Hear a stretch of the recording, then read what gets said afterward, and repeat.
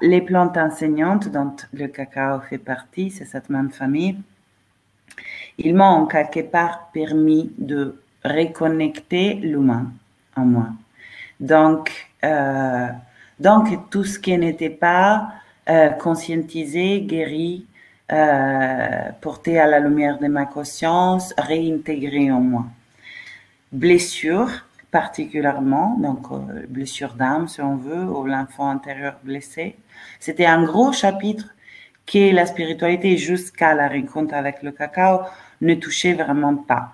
Je suis arrivée à une cérémonie du cacao par hasard en voyage à Amsterdam. C'est une ville que j'aime beaucoup.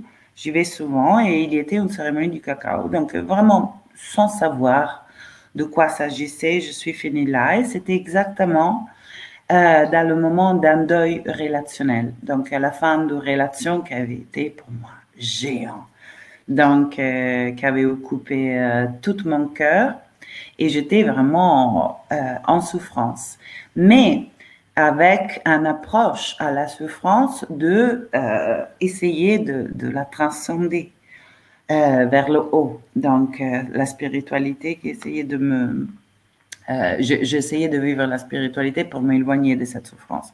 Bah, le cacao pendant cette cérémonie m'a amené avec énormément de douceur à la rencontre de cette souffrance. Donc, à la, à la embrasser, à la entourer, à la entourer d'amour, d'un oui.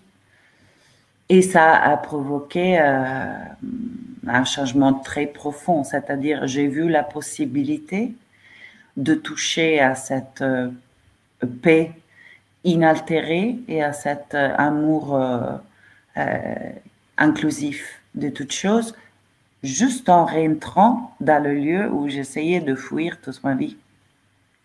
Et donc, c'était déjà le premier grand enseignement du cacao. Tout ça sans rien mentaliser, conceptuel. Je ne savais rien du cacao. Donc, j'ai senti super fort dans la cérémonie un appel à, à tisser le lien avec elle. Et je me souviens, à un certain point pendant la cérémonie, je me suis mise donc front à terre comme en, en, dans une posture de dévotion par rapport à l'esprit de la plante.